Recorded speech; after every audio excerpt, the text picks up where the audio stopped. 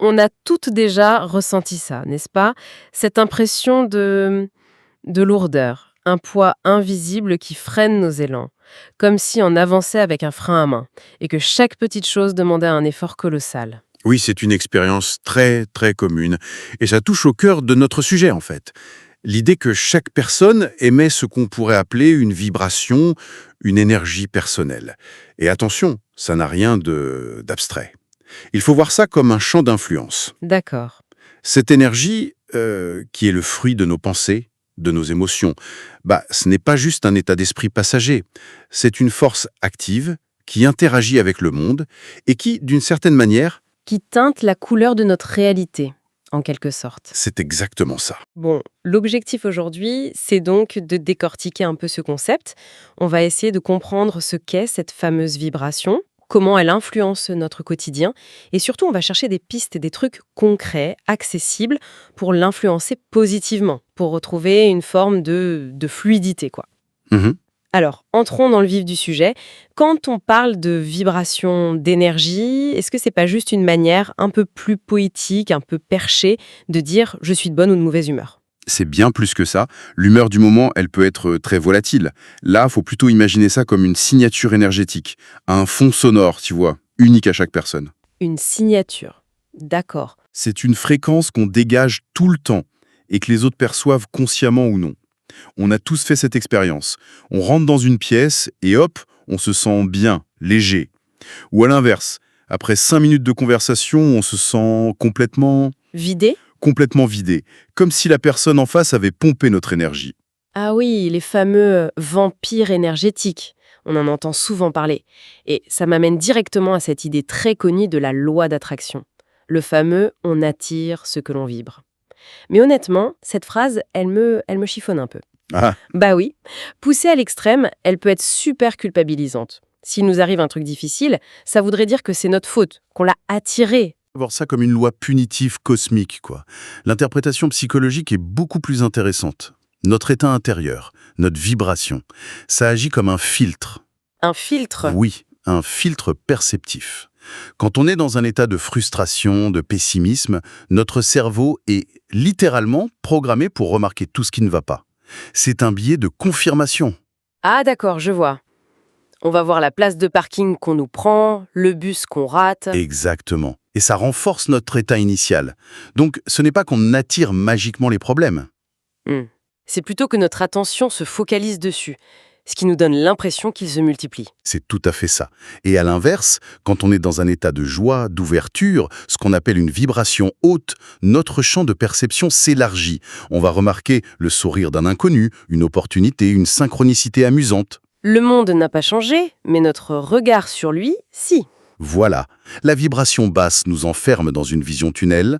La vibration haute ouvre les perspectives. Mais alors, est-ce qu'on doit être tout le temps au sommet, toujours joyeuse? Ça me semble pas réaliste et même pas souhaitable en fait. Non, bien sûr que non.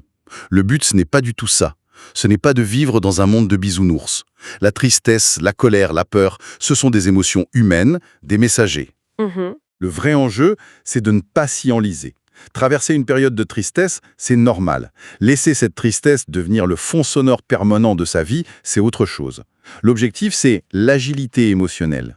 D'accord, je vois mieux la nuance. C'est pas une quête de positivité toxique, mais une recherche d'équilibre. Alors, si cette vibration est si importante, comment on fait le point? J'ai vu des trucs sur Internet, tu sais, des gens qui essayent de calculer leur taux vibratoire avec des pendules. Ça vaut quoi, ça? Alors ça, c'est une approche qui, à mon sens, est un peu une fausse bonne idée. Ah oui, pourquoi? Parce que notre état énergétique, il fluctue tout le temps. Une bonne nouvelle, une contrariété, une musique, tout peut le faire varier en quelques minutes. Du coup, vouloir lui coller un chiffre fixe, ça n'a pas beaucoup de sens. C'est comme vouloir mesurer la météo d'un pays avec un seul thermomètre. C'est une super image, c'est exactement ça. Et en plus, ça peut nous rendre dépendants d'un outil extérieur pour savoir comment on se sent. Ce qui est un peu le comble à maille.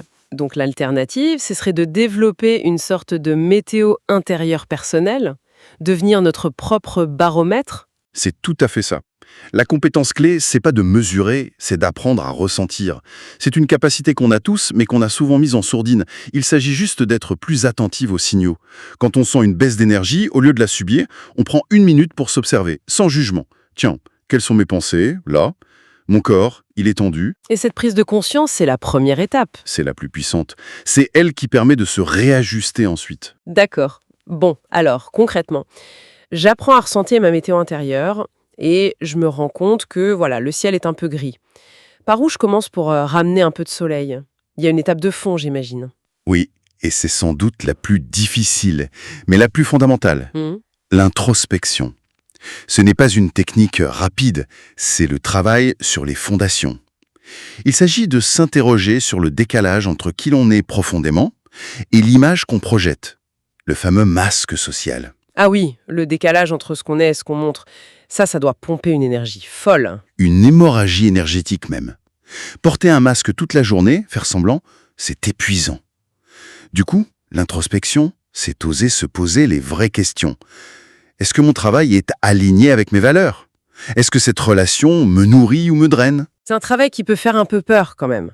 On n'est pas toujours sûr de vouloir les réponses. C'est vrai, ça demande du courage. Mais ignorer ce décalage, c'est comme conduire avec un pneu crevé. On avance, mais tout est plus dur. Se réaligner, même un peu, c'est comme regonfler le pneu. Et d'un coup, la route est plus fluide. D'accord. Une fois ce travail de fond courageusement entamé, quelle pourrait être une deuxième piste plus ancrée dans nos défis actuels? La déconnexion numérique. Ah, là tu touches un point sensible. Je plaide coupable. On s'est tous déjà retrouvés à faire défiler un écran pendant des heures, pour en ressortir avec une sensation de vide, le cerveau en bouillie. Carrément. Et on sait que c'est pas bon. Mais la force d'attraction de ces applis est immense. Ben oui, elles sont conçues pour ça. C'est l'économie de l'attention.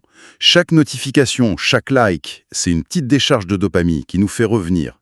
Mais ce flux constant d'infos, de polémiques, ça nous surcharge. Ça génère de l'anxiété, de la comparaison, et ça vide notre réservoir d'énergie.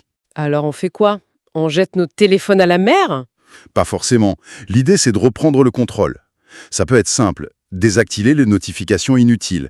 Utiliser le mode ne pas déranger pour se créer des bulles de calme. En gros, passer d'une utilisation subie à une utilisation choisie. C'est un excellent point. Passons à une méthode plus sensorielle, à effet plus immédiat. La musique. Ça marche vraiment, hein? Ah oui, la musique, c'est un des outils les plus puissants et les plus rapides. L'effet peut être quasi instantané. Ça a un impact direct sur nos ondes cérébrales. Le piège, bien sûr, C'est d'écouter une playlist de chansons tristes quand on est déjà déprimé. exactement. Le fameux plaisir de se vautrer dans sa mélancolie. On connaît. Voilà. Alors que l'idée, c'est de l'utiliser comme un levier. Choisir consciemment des morceaux qui nous élèvent, qui donnent des frissons. Se faire des playlists coup de boost, ça peut être un outil formidable. Et avec un casque, c'est encore plus puissant. On s'immerge et en quelques minutes, notre état intérieur change. Et enfin, le grand classique indémodable, le retour aux sources. La nature, j'imagine. Inévitablement. C'est une source d'énergie gratuite, inépuisable. On a cette connexion innée au monde naturel, ce qu'on appelle la biophilie. Facile à dire quand on vit à la campagne. Mais quand on est en pleine ville, Même en ville, un parc, un jardin public, un arbre au coin de la rue, ça peut suffire. L'essentiel, c'est pas tant le lieu que la manière d'y être, en pleine conscience. c'est-à-dire, C'est-à-dire laisser son téléphone dans sa poche, écouter les oiseaux, sentir l'air, observer la forme des feuilles. C'est cette présence attentive qui est profondément ressourçante. C'est un vrai nettoyage pour l'esprit. d'accord. Donc on a vu comment faire le plein d'énergie positive, mais on fait quoi de la pollution qu'on accumule? Le stress du boulot, les tensions d'une discussion? Tu mets le doigt sur un truc essentiel. C'est le concept d'hygiène spirituelle ou énergétique. L'hygiène énergétique. L'image est simple. On prend bien une douche tous les jours pour laver le corps. Pourquoi on ne ferait pas pareil pour les saletés énergétiques? Si on ne le fait pas, même avec les meilleures intentions, c'est comme essayer de cuisiner un plat raffiné dans une cuisine sale. L'analogie est parlante. Et comment on fait ce nettoyage au quotidien, sans que ça devienne un rituel trop compliqué? Ça peut être très très simple. Par exemple, sous la douche. Au lieu de penser à ta liste de courses, tu prends 30 secondes pour poser l'intention que l'eau emporte aussi les tensions, les pensées lourdes. Tu visualises tout ça qui part dans le siphon. C'est un petit rituel qui, pratiqué régulièrement, peut faire une vraie différence. C'est simple et efficace.